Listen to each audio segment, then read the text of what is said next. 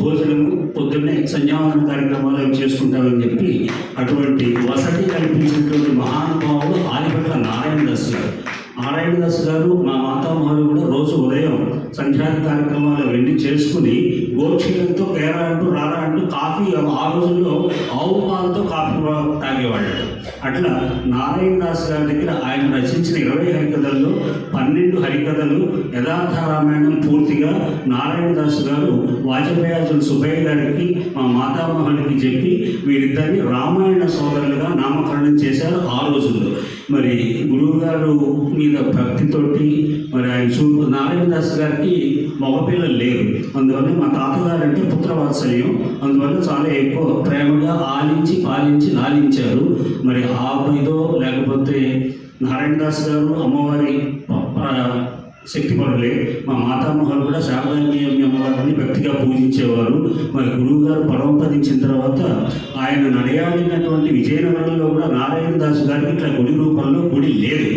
ఇక్కడ 1951లో ఈ శివాలయం ప్రాంగణంలో స్థాపించారు. దీనికి ముందు కూడా శరభయ్య గారి గుళ్ళలో 4-5 ఏళ్ళు నారాయణదాస్ గారి ఉత్సవాలు కంటిన్యూస్గా జరిగేవి. ఆ తర్వాత ఇక్కడ పురప్రముఖులైనటువంటి సిరిపురపు కోటేశ్వరరావు గారు, మైలవరపు కోటేశ్వరరావు గారు, సుందర కనకారావు గారు ఇటువంటి వాళ్ళ ప్రముఖుల సహాయంతో ఈ గుడి దగ్గర 1951లో స్థాపించి వారు జీవించి ఉన్నంత కాలం కూడా భరతుడు రాముల వారు కనుక అరణ్యానికి వెళితే భరతుడు రాముల వారి పాదుకలు తీసుకొచ్చి సింహాసనం మీద ఎట్లయితే పూజించారో నారాయణదాస్ గారు ధరించినటువంటి మంచి గంధంతో చేసినటువంటి పాదుకల్ని మా మాతామహులు కూడా వారి గురువులు పరమపదించిన తర్వాత నెత్తి మీద పెట్టి తీసుకుని వచ్చి వారి పూజా మందిరంలో వారు జీవించినంత కాలము పూజ చేసి ఇక్కడ కూడా నిత్య పూజలతో జరిగేవి. ఆ రోజుల్లో జయంత్యుత్సవాలు 3-4 రోజులతో కాకుండా పుష్యమాల పంచమి వర్ధంతోత్సవాలు కూడా 3 రోజులు బాగా జరిగేవి. నాకు ఈ వేదికతో సుమారు 55 ఏళ్ల అనుభవం. నాకు 65 ఏళ్ళు, సుమారు 55 ఏళ్ల నుంచి అనుభవం. నేను అమ్మల విశ్వనాథం గారి అబ్బాయి అమ్మల ప్రసాద్ లాగులు వేసుకుని తిరిగే రోజుల నుంచి ఈ వేదిక మాకు సరే అది అట్లా అయిపోయింది.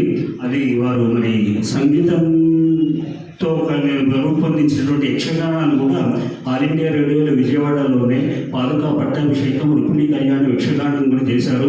ఆ రోజుల్లో వారు యక్షగానాలు చేసినప్పుడు 10-12 మంది ఆర్టిస్టులు ఉండేవారు.